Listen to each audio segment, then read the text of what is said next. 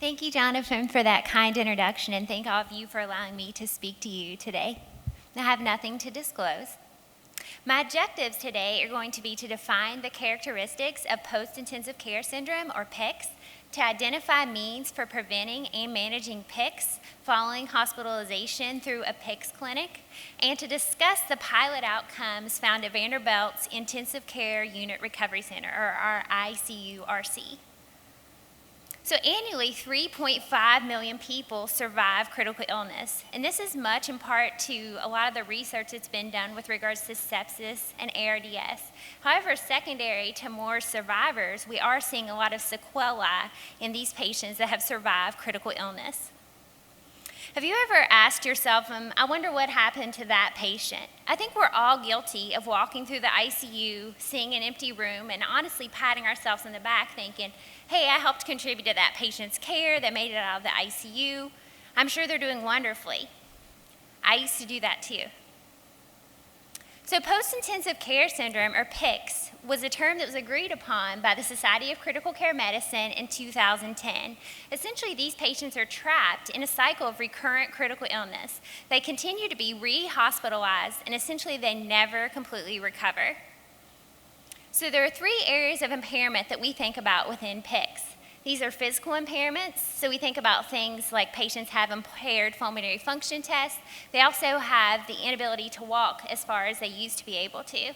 We also think about cognitive impairment, and this is primarily executive dysfunction. So for example, the patient can't balance their checkbook quite like they used to be able to. We also think about impaired mental health. So we think about things like anxiety, depression, or maybe post-traumatic stress disorder. So we know that PICS affects the patient, and unfortunately this can cause decreased quality of life. But what I think we forget is that PICS can also affect the family. I don't know about you, but if I had a family member that was in the hospital, I might be anxious, I might be depressed, and I might develop post-traumatic stress disorder, which could lead to decreased quality of life for me as well. So first, we're going to look at physical impairment. So this was a study that was conducted by Margaret Herridge and colleagues looking at functional disability 5 years after acute respiratory distress syndrome. So this was a prospective longitudinal study of 109 ICU patients that had had ARDS. And as you can see, if you start at the top and look at the patient's total lung capacity, it improves looking at 2 years out, 3 years out, 4 years out, 5 years out, but it never completely returns to baseline. As you can see, the same is true for FEV1. It improves as you go from 2, 3, 4, 5 years out, but it never completely returns to baseline. And the same can be said for the 6-minute walk test. And if you're not familiar with this, this is how far the patient should be able to walk in 6 minutes based off their age, their sex, their height, and their weight.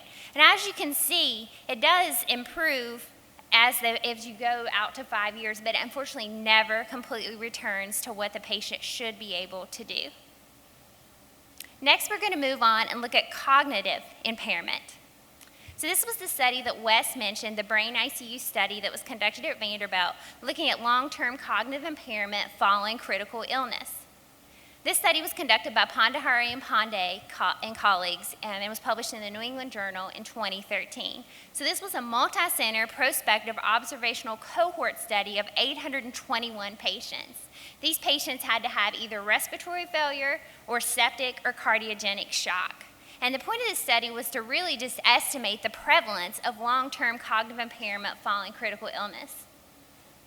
So if you're not familiar with a box and whisker plot, the middle line indicates the median, the box is the interquartile range. The lines that go off of the boxes indicate 1.5 times the interquartile range. If you look at the y-axis, this is the R-band score, or the repeatable battery assessment of neuropsychological function. And this is how we assess the patient's cognitive function. If you look on the x-axis, the light gray boxes indicate 3 months following critical illness, and the dark gray boxes indicate 12 months following critical illness. The green line indicates the cognitive function of a normal adult. The red line indicates that maybe a patient would have mild cognitive impairment, As you can see, the purple line indicates the cognitive impairment of someone that had had a traumatic brain injury, and the red line at the bottom indicates the cognitive impairment level of someone that has Alzheimer's disease. And so what this study showed was, unfortunately, 50% of patients had cognitive impairment following critical illness. And unfortunately, delirium was the #1 predictor of this. We found that 1/3 of patients had cognitive impairment that was similar to someone that had had a traumatic brain injury, and 1/3 of patients had cognitive impairment that's similar to someone that has Alzheimer's disease. It gets scarier, unfortunately. When we subsetted this out to look at comorbidities, we found that even patients that did not have comorbidities still developed cognitive impairment. The same was true for age. Even those that were very young in age still developed cognitive impairment following critical illness. And I think this really highlights everything that we've learned this morning from Wes and from Bram, learning specifically about delirium, how important it is that we prevent and treat this. Next, we're going to look at psychological impairment. So this is the same group of patients. This is the brain ICU study. This is just specifically the outcomes looking at depression, post-traumatic stress disorder, and anxiety in these patients. So as you look, you can see there's 3 months following ICU discharge. Depression occurred in 37% of patients, and in 33% of patients 1 year following critical illness. And it's important to note these were patients that did not have prior depression. Looking at disabilities in basic activities of daily living, so maybe this is eating or taking a bath, as you can see, 3 months out, this occurred in 32% of patients, and 12 months out, 27% of patients had disabilities with this. We also looked at disabilities in instrumental activities of daily living, so this would be, for example, shopping. As you can see, 3 months out, 26% of patients had disabilities with regards to this, and 12 months out, 23% of patients had disabilities with this. Looking at post-traumatic stress disorder, 7% of patients had disabilities with this at 3 and 12 months following critical illness. So now that we've discussed the different parts of Pix, we're going to move on and we're going to look specifically at Pix Clinics. As Wes told you, we have one of these at Vanderbilt. Europe has been way ahead of the US and Canada, Australia, and Asia. They've had these for over 20 years. However, we really have just started these within the last 7 years. So what's the purpose of a Pix Clinic? A Pix Clinic is really just to detect evolving clinical problems, some of the ones I just told you about, such as maybe depression or anxiety, to also introduce appropriate therapy, whether that be starting an antidepressant or sending the patient to cognitive therapy. Also referring patients to appropriate consulting services or providing them with a primary care provider. For example, we had a patient in our clinic who had been ventilated for a long time, and she was a singer, which I know is not all that surprising since I'm from Nashville, but she unfortunately could no longer hit her high C, so we referred her to a voice clinic. Also, education and reassurance for patients and families. We do have a support group at Vanderbilt that meets once weekly, and we quite often refer patients to this support group. So this is a picture of our team members. If you start on the left-hand side, we have Sharice Stogner, who is a case manager, myself, who is the pharmacist. We have Jim Jackson, who is our neuropsychologist. We have Brenda Spicer, who is another case manager, Carla Steven, who is our intensivist. We have Sarah Huggins and Tess, who are both nurse practitioners that work in the clinic. So when we were designing this clinic, we decided we really wanted to do an interprofessional team approach. So we really mimicked this after all the team members that work together every day in the medical ICU. And essentially, each team member sees the patient, and the next thing that I'm going to do is go through what each team member's role specifically is. So my role, I quite often see the patient first, is to perform a very comprehensive medication reconciliation. So what I do is interview the patient about all their medications. I make sure every medication has an indication. I make recommendations to stop medications, start medications. I look for adverse drug events. I recommend immunizations, and I also make sure all the medications are cost effective. Next, a nurse practitioner would see the patient, and what they're specifically looking for are sequelae of critical illness. So they're looking for trach care, wound care. Has the patient lost weight? Is the patient able to drive? Does the patient still smoke? Next, a neuropsychologist sees the patient and assesses for anxiety, depression, and post-traumatic stress disorder. It's important to note a lot of different institutions do not have a neuropsychologist readily available to work in their clinic, so it is possible to train a social worker or a case manager who can perform this role as well. The pulmonologist's role is to review the 6-minute walk test and to also review the spirometry results.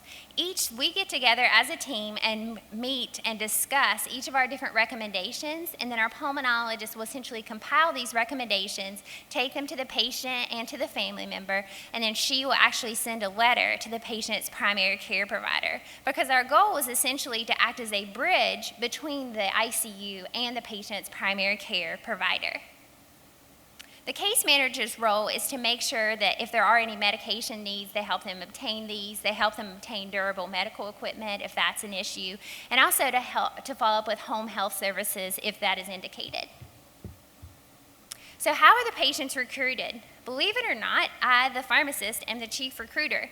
And the reason for this is I'm the only person in the medical ICU every day that sees every single patient. And so what I do is I send an email to our intensivists and also our 2 nurse practitioners who keep track of these different patients. So this is our specific inclusion and exclusion criteria for who we typically refer to our clinic. So our 2 primary indications are patients that have had ARDS or patients that have had sepsis. We also consider patients that have had delirium, those that have been in the ICU for a number of days, or those that have new organ dysfunction that have a prolonged recovery. So patients that we wouldn't typically see are those that have pre-existing dementia or cognitive impairment, those that have a short life expectancy, those that are primarily managed by a different subspecialty service, such as maybe a lung transplant patient, those that have had their primary diagnosis made in the ICU, but they're going to be followed up primarily by a different service, and maybe this was a patient that had a new diagnosis of a heme malignancy, and also patients that are long-term residents of a skilled nursing facility or a long-term care facility. So next, the patients are scheduled. So we actually have a dedicated appointment scheduler who is notified by the nurse practitioner when the appointment is needed. And we try to see every patient before they leave the hospital and provide them with a pamphlet about our clinic so that they know that this scheduler is going to call them so they're not confused when they receive this phone call.